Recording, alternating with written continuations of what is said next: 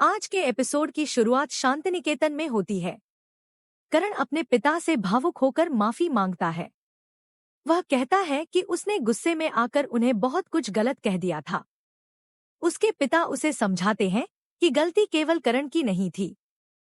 वह बताते हैं कि उन 6 सालों के दौरान उन्होंने खुद को भी बहुत दोषी ठहराया था।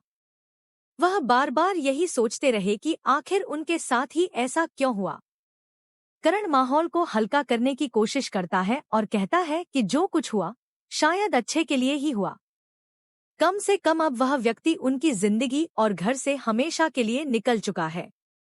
अंगद भी सहमति जताता है और कहता है कि जिस तरह से उसे घर से निकाला गया है, अब वह दोबारा लौटने के बारे में सोच भी नहीं पाएगा। लेकिन करण के मन में एक सवाल रहता है। वह पूछता है कि अब जब सब ठीक हो गया है तो माँ वापस शांतिनिकेतन क्यों नहीं आ रही।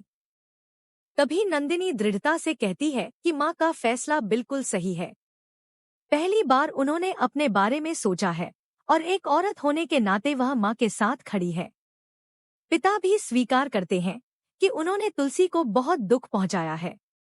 वह बताते हैं कि तुलसी ने हमेशा परिवार और उनके बारे में पहले सोचा, खुद के बारे में कभी नहीं।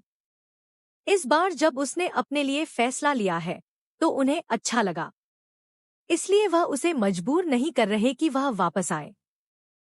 हालांकि वह कोशिश जरूर कर रहे हैं कि किसी तरह उसे मना लें। नंदिनी कहती है कि कम से कम यह अच्छी बात है कि वह कोशिश कर रहे हैं, क्योंकि कई लोग तो कोशिश भी नहीं करते। तभी शोभा कहती है कि सब लोग थक गए होंगे, इसलिए वह सबके लिए नाश्ता लगवा देती है। लेकिन नंदिनी मना कर देती है और कहती है कि उसे कहीं जाना है, इसलिए वह बाद में खा लेगी। दूसरी तरफ ऋतिक और मिताली की मुलाकात होती है। मिताली पूछती है कि क्या वह उसके लिए ब्लैक कॉफी मंगाए। ऋतिक साफ मना कर देता है और कहता है कि वह कॉफी नहीं पीना चाहता। वह सीधे पूछता है कि उसे किस काम के लिए बुलाया गया है। मिताली तंज कसते हुए कहती है कि अब उसे कॉफी की जरूरत नहीं होगी, क्योंकि अब तो वह अपनी कामवाली के साथ चाय पीता होगा। यह सुनकर ऋतिक चौंक जाता है और पूछता है कि क्या उसे सब पता चल गया है। मिताली कहती है कि अब यह बात सबको पता है कि वह अपनी मेड से शादी करने वाला है। ऋतिक गुस्से में कहता है कि मुन्नी कोई मेड नहीं है, बल्कि वह एक सरकारी कलेक्टर है। मिताली फिर भी उसे नीचा दिखाते हुए कहती है कि पहले तो वह मेड ही थी। ऋतिक बहस खत्म करना चाहता है और कहता है कि वे यहाँ टिम्सी के बारे में बात करने आए हैं, इसलिए उसी पर बात करें। मिताली बताती है कि वह टिम्सी की कस्टडी के बारे में बात करना चाहती है। ऋतिक कहता है कि उसे पता है कि मिताली को असल में कस्टडी नहीं चाहिए और वह खुद ही पूरी जिम्मेदारी ले लेगा। लेकिन मिताली कहती है कि उसे अपनी बेटी की पूरी कस्टडी चाहिए। वह ताना मारते हुए कहती है कि जब ऋतिक अपनी जिंदगी में नई शादी करके व्यस्त हो जाएगा तो उनकी बेटी को नजरअंदाज किया जाएगा। यह सुनकर ऋतिक गुस्सा हो जाता है और कहता है कि उसे अच्छी तरह पता है कि मिताली को बेटी की चिंता नहीं है। मिताली मान लेती है कि वह गुस्से में ऐसा कर रही है क्योंकि ऋतिक की शादी उसे अपनी बेइज्जती लग रही है। ऋतिक खुद को शांत करता है और सोचता है कि उसे इस स्थिति को समझदारी से संभालना होगा।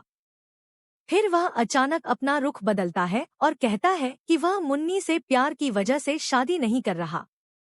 वह कहता है कि उसकी बेटी को अभी एक स्थायी देखभाल करने वाले की जरूरत है और इसलिए वह मुन्नी से शादी कर रहा है ताकि वह हमेशा टिम्सी के साथ रह सके। मिताली यह सुनकर चौंक जाती है और पूछती है कि क्या सच में वह मुन्नी से प्यार नहीं करता। ऋतिक कहता है कि बिल्कुल, शादी सिर्फ बेटी की देखभाल के लिए है। असल में मिताली उसकी बातों को गुप्त रूप से रिकॉर्ड कर रही होती है। वह मन ही मन खुश हो जाती है कि ऋतिक उसके जाल में फंस गया है और यह वीडियो आगे उसके बहुत काम आएगी। उधर ऋतिक अकेले में कहता है कि उसे मुन्नी से माफी मांगनी होगी, क्योंकि शादी भले ही बेटी के लिए हो रही हो, लेकिन वह मुन्नी से सच में प्यार करता है। दूसरी तरफ अंगद के बच्चे स्कूल में अपने एक दोस्त से लड़ाई कर लेते हैं और उसे मारते भी हैं। वृंदा उन्हें डांटती है और माफी मांगने के लिए कहती है, लेकिन वे बच्चे उसकी बात सुने बिना भाग जाते हैं। अंगद वहां आकर वृंदा को शांत रहने के लिए कहता है। वह कहता है कि बच्चे हैं, धीरे धीरे सुधर जाएंगे। लेकिन वृंदा चिंतित रहती है, क्योंकि पहले वे बच्चे सादगी भरे माहौल में अच्छे थे, लेकिन बड़े घर के माहौल में आकर बिगड़ते जा रहे हैं। इसी बीच तुलसी मुन्नी के लिए शादी की ज्वेलरी लेकर आती है और उसे पहनाकर देखती है। मुन्नी भावुक होकर रोने लगती है। तुलसी उसे समझाती है कि उसने अपनी समझ से यह सब चुना है। अगर उसकी माँ होती तो शायद और अच्छा करती। मुन्नी कहती है कि तुलसी के होते हुए उसे कभी अपनी माँ की कमी महसूस नहीं हुई। उसने कभी सोचा भी नहीं था कि उसकी शादी तुलसी के हाथों होगी। वह खुद को बहुत भाग्यशाली मानती है। तुलसी मुस्कुराकर कहती है कि असल में वह खुद को ज्यादा भाग्यशाली मानती है, क्योंकि कन्यादान करने का सौभाग्य हर किसी को नहीं मिलता। वह कहती है कि जहां भी मुन्नी के माता पिता होंगे, अपनी बेटी को खुश देखकर जरूर खुश होंगे।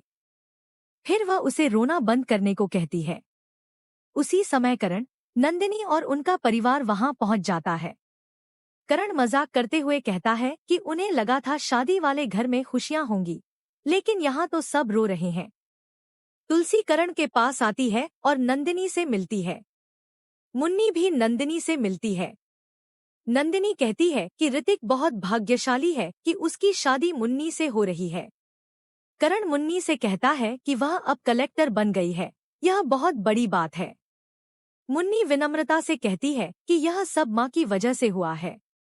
नंदिनी भी कहती है कि यहाँ जो कुछ भी अच्छा है, वह सब माँ की वजह से ही है। दूसरी ओर अजय एक रेस्टोरेंट में परी से मिलने जाता है। वह थोड़ा देर से पहुंचता है और माफी मांगता है, लेकिन परी कहती है कि उसे माफी मांगने की जरूरत नहीं है। वह कहती है कि कोई भी उसके लिए थोड़ा इंतजार कर सकता है। फिर वह अजय से पूछती है कि वह उसके लिए इतना अच्छा क्यों है। यह सुनकर अजय हैरान हो जाता है। परी कहती है कि असल में माफी तो उसे मांगनी चाहिए, क्योंकि गलती उसी की थी। अजय उसे समझाता है कि वह खुद को इतना दोषी न माने। हर इंसान से गलतियां होती हैं और इंसान बदल भी सकता है। उसने खुद देखा है कि परी बदल चुकी है। परी बताती है कि उसने अपनी बेटी गरिमा की एक ड्राइंग देखी, जिसमें उसने अपनी माँ को अपना रोल मॉडल बताया था। यह देखकर उसे डर लगने लगा कि अगर भविष्य में उसकी बेटी को उसके अतीत के बारे में पता चला तो वह क्या सोचेगी। वह कहती है कि उसे डर है कि उसकी बेटी उससे नफरत करने लगेगी। इसलिए वह बार बार अजय से और उसके परिवार से माफी मांगने चली आती है। वह नहीं चाहती कि उसकी गलतियों की सजा उसकी बेटी को मिले। यह कहते कहते वह रोने लगती है। अजय उसे दिलासा देता है और कहता है कि गरिमा बहुत भाग्यशाली है कि उसे उसके जैसी माँ मिली है। वह उसे भरोसा दिलाता है कि अब वह एक अच्छी इंसान बन चुकी है। तभी परी उससे पूछती है कि अगले दिन होने वाली ऋतिक और मुन्नी की मेहंदी में वह आएगा या नहीं। अजय मुस्कुराकर कहता है कि वह जरूर आएगा। इधर तुलसी के घर सभी लोग बैठे होते हैं। तभी वैष्णवी दौड़ते हुए आती है और सबको चाय देती है। नंदिनी उसके बारे में पूछती है तो पार्थ जल्दी जल्दी उसके बारे में बताने लगता है कि वह बा के साथ रहती है और पहले उनके बिजनेस को संभालती थी, अब यहाँ भी वही देख रही है। करण मजाक में कहता है कि क्या वह उसका प्रवक्ता है जो इतनी जानकारी दे रहा है। वैष्णवी भी हंसते हुए कहती है कि उसने जो कहा वह सही है। मुन्नी किसी काम से बाहर जाने लगती है और वैष्णवी भी उसके साथ निकलती है। पार्थ उन्हें छोड़ने की जिद करता है। मुन्नी मना करती है, लेकिन वह फिर भी कार लेकर उन्हें छोड़ने निकल जाता है। करण को यह व्यवहार थोड़ा अजीब लगता है। इसके बाद तुलसी समायरा के बारे में पूछती है कि इस बार वह बहुत चुप चुप क्यों है। करण कहता है कि आजकल के बच्चे ऐसे ही होते हैं, शायद बड़ी हो रही है इसलिए शांत रहने लगी है। फिर करण तुलसी से कहता है कि उसे शांतिनिकेतन में जो कुछ हुआ उसके बारे में सब पता चल गया है।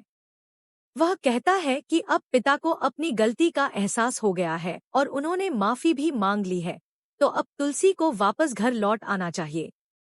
लेकिन तुलसी शांत आवाज में कहती है कि उन 6 सालों का क्या जिनमें उसने इतना सब सहा। वह बताती है कि जब से दूसरी महिला उनकी जिंदगी में आई थी, तभी से हर बात में उसकी तुलना की जाने लगी थी। हर कोई कहता था कि वह सब संभाल सकती है, लेकिन तुलसी कुछ नहीं कर सकती। उसके सुझावों को नजरअंदाज किया जाता था और उसे अपमानित किया जाता था। तुलसी कहती है कि वह उन जख्मों को नहीं भूल सकती। इसलिए उसने फैसला कर लिया है कि वह कभी शांतिनिकेतन वापस नहीं जाएगी। करण कहता है कि वह घर उनका ही है, लेकिन नंदिनी उसे रोक देती है और कहती है कि माँ बिल्कुल सही है। वह कहती है कि एक औरत के लिए अपने पति की जिंदगी में दूसरी औरत का आना बहुत बड़ा आघात होता है।